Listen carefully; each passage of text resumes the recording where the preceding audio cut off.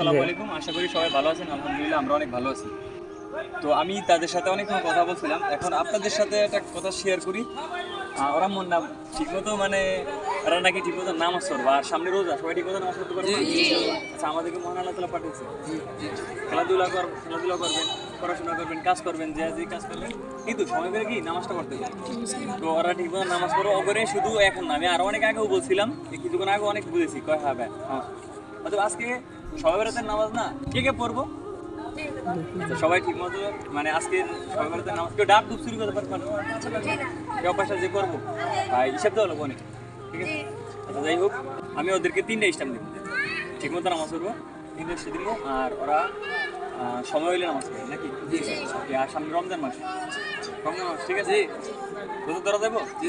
আমি কেন না এরকম হইতে পারে, আমি এদিকে ব্যবসার কাজ করবো, যাইতেছি ব্যবসার কাজে, আবার আইতেছি, হঠাৎ করে একবার বলবো যে ভাই দাঁড়া রোজা রাখছেন, যদি ওই যে হ্যাঁ রোজা রাখছেন, কেন না এরকম হইতে পারে, ভাগ্য থাকলে এরকম হইতে পারে আমার পকেটে কয়েকটা টুপি আছে, একটা টুপি পাইতে পারে নাকি? জাস্ট আমি আপনাকে সুন্দরের কারণে নামাজ পড়েন এই কারণে আমি দিব, ঠিক আছে? ঠিক আছে। আবার কেন এরকম হইতে পারে যারা পড়াশোনা করে তাদেরকে কলম দিব।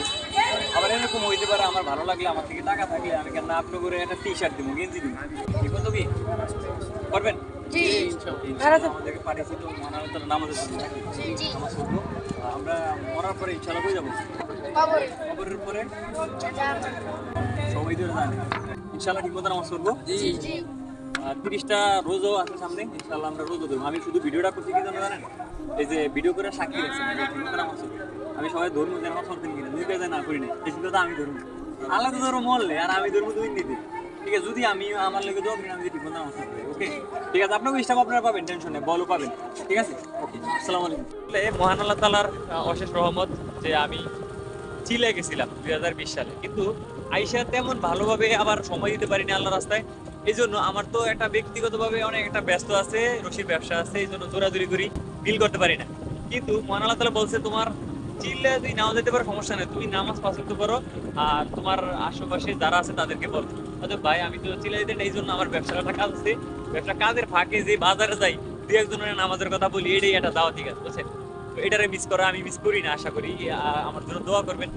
আর আমার দ্বারা এই যে যাদেরকে আমি বল স্টাম্প ট্যাপ দিই, ঠিক আছে, এটা আমি বলি না যে খেলা ভালো, কিন্তু কথা হলো আপনি খেলা দূর করতে পারবেন, খেলা পোলাপানের মন মানসিকতাকে ভালো করে, ঠিক আছে?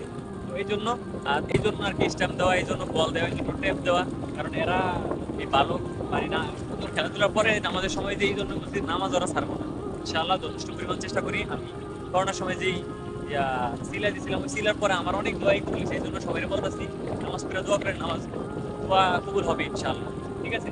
তো আবার অন্য কোনো একটা ভিডিওতে দেখা হবে, আর আমার পেজের সাথে থাকুন, আবার অন্য একটা ভিডিওতে দেখা হবে। আসসালামু আলাইকুম।